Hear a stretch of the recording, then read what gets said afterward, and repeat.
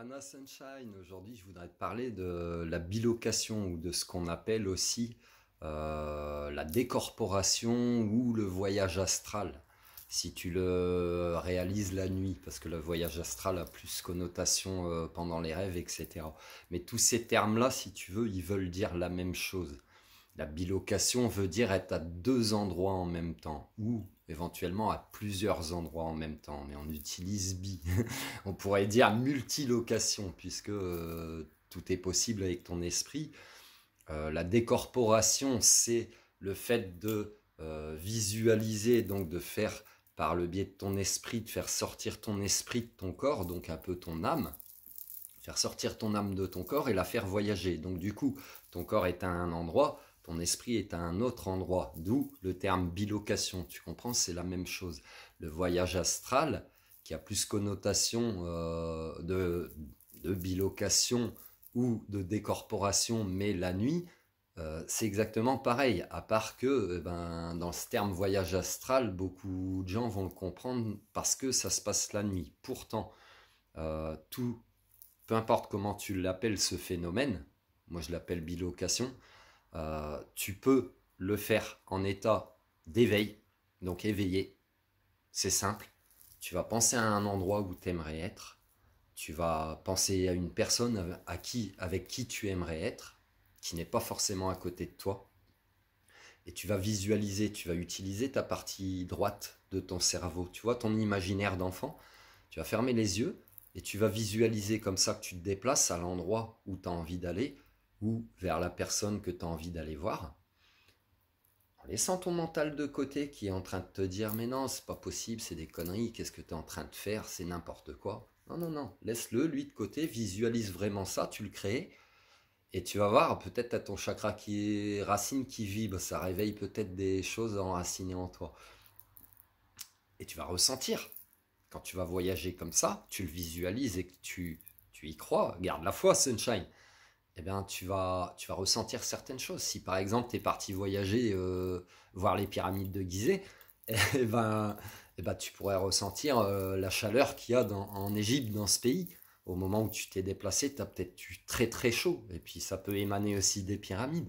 Si tu es parti voir une personne et que tu l'as peut-être enlacée dans tes bras, etc., cette personne, je t'invite à la contacter le plus sans trop d'intervalle de temps entre le moment où tu as fait ton voyage et le moment où tu la contactes, pour avoir une forme de confirmation. Tu ne dis rien, mais potentiellement la personne que tu vas contacter va te dire j'ai pensé à toi, ou j'ai peut-être ressenti ta présence, voire même, et là j'ai des frissons, t'as pas froid, ça réveille, voire même elle pourra te dire je t'ai vu à tel endroit où tu vois, ça réveille. Je t'ai vu à tel endroit où je t'ai vu chez moi, je t'ai vu avec moi dans mes bras en train de me serrer. Tu comprends? L'esprit n'a pas de limite, si tu veux. L'esprit n'a pas de limite. Donc, je t'invite à faire le test, vraiment, en conscience. N'aie pas peur que tu pourras pas revenir dans ton corps. C'est des conneries, tu as toujours un lien qui est avec ton corps.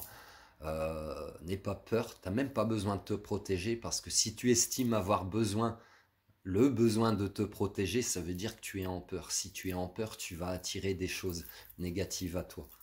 N'aie jamais peur, garde toujours la foi, psaume 23. Je t'invite à aller le lire. Voilà ce que je pouvais te dire pour l'effet de décorporation, de bilocation, de voyage astral. Donc il y a des gens, là je t'ai expliqué la façon pour le faire de manière éveillée, puisque tu peux fermer les yeux, ou tu peux aussi être dans une forme de contemplation et ton regard va se perdre un peu dans le vide. Ça, c'est une forme de capacité de voir avec ton troisième œil, même si tes yeux physiques sont ouverts. Tu vois que quand tu fermes les yeux, c'est pour utiliser que ton troisième œil. Ça dépend les gens. Et, et tu pourrais vraiment être surpris du résultat, mais tu peux le faire en état de veille. Donc même les yeux ouverts en forme de contemplation, où ton regard va se perdre dans le vide un petit peu. Comme si tu regardais au loin. Regarde toujours au-delà, au-delà, au-delà. Va voir au-delà des choses. Regarde le plus loin possible. Tu sais, c'est comme au cinéma ou dans un tableau. Tu auras le premier plan, le deuxième plan, le troisième plan, l'arrière-plan, etc. Donc, Vas-y par palier comme ça pour décrocher ton regard. Ça, c'est une technique que les cristallomanciens peuvent utiliser pour regarder, parce qu'un cristallomancien, c'est quelqu'un qui regarde dans sa boule de cristal. Donc, si tu te sers de cet objet divinatoire-là, de cet outil, eh ben, c'est comme ça que ça fonctionne. Perds-toi un petit peu quand tu regardes ta boule, perds ton regard dedans, ça va devenir flou et c'est là que tu vas voir des choses, tu vas visualiser des choses. Cristallomancien, boule de cristal. Et si tu souhaites le faire de façon endormie, donc un peu moins consciente, eh bien, tu as juste à demander à ton esprit, en fait, tu conditionnes ton esprit de la manière suivante. Mon corps physique va se reposer, il a besoin de repos, je vais dormir, mais je n'empêche pas mon esprit, mon âme d'aller voyager. À toi de décider ou pas la destination, tu peux te laisser mener vers l'inconnu, c'est pas interdit, mais tu as peut-être des préférences de destination ou d'aller voir des personnes, donc à toi de faire ton choix. Quoi qu'il en soit, n'aie jamais peur. Ne doute jamais aussi de toi, de ce que tu vois, de ce que tu visualises, de ce que tu crées. Ton esprit a un énorme potentiel. Prends soin de toi, Sunshine.